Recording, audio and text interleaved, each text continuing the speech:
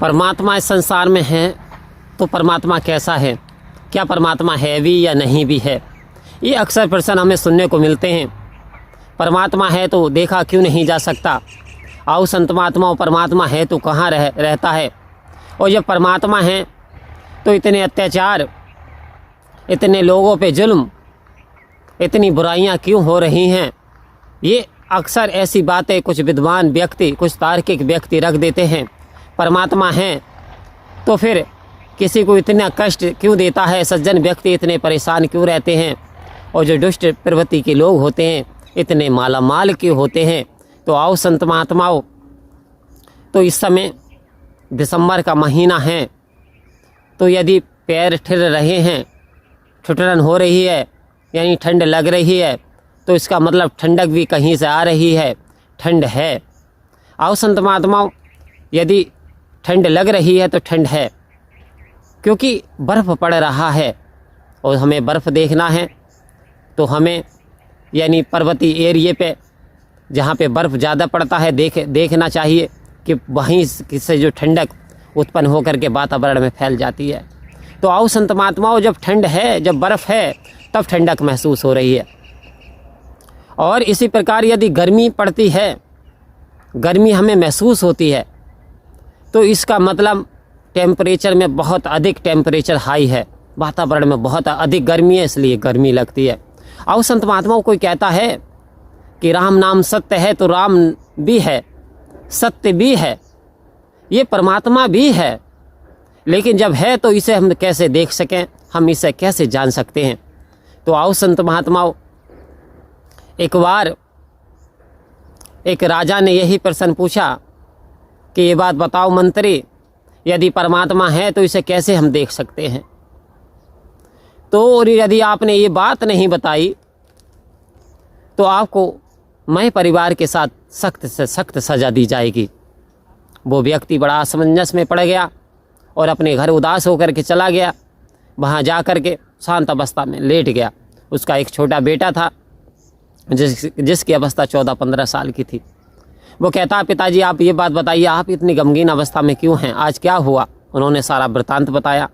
उन्होंने कहा कोई बात नहीं, राजा से कहना कि मैं आपके प्रश्नों का जवाब कल दूंगा, आप ये संदेश भिजवा दें। आओ संत महात्माओं, और बोले मैं इस प्रश्न का जवाब दूंगा, ये तो बड़ा ही आसान है। उन्होंने कहा हमारा बेटा जवाब देगा कल दरबार में आन करके। नियत समय पर राजा की कचहरी लगी। वो बच्चा सही समय पे पहुंचा और उसने प्रणाम किया। राजा ने प्रणाम स्वीकार किया। तो उस राजा ने कहा भाई बताओ परमात्मा को कैसे देखा जा सकता है, परमात्मा क्या इस संसार में भी स्थापित है। आओ संत महात्माओं, तो उस बच्चे ने कहा दूध मंगाओ, और राजा से कहा राजन देखो क्या इसमें कुछ नज़र आ रहा। बोले कुछ भी नहीं, दूध नज़र आ रहा। तो बच्चे ने कहा इसे आग पे जलवा करके और इसका एक दही रूप में बनवाओ।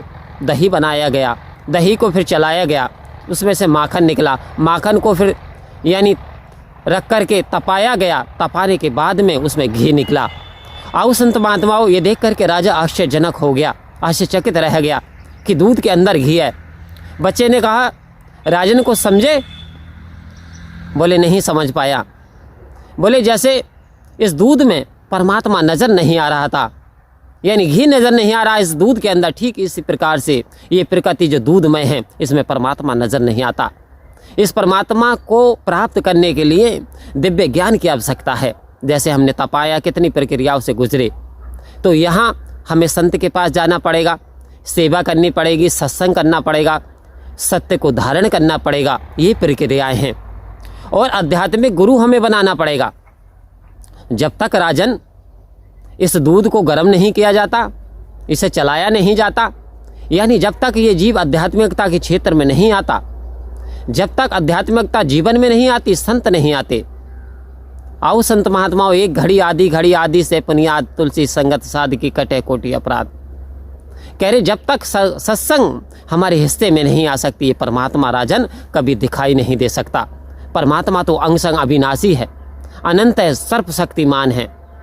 बिना इसकी कृपा से सारे संसार में कुछ हो ही नहीं सकता। तो राजा बोला ठीक कह रहे हो, परमात्मा तो है, लेकिन इन आंखों से इसे देखा नहीं जा सकता। इनके लिए दिव्य ज्ञान की ज़रूरत है और सतगुरु के पास जाने की आवश्यकता है।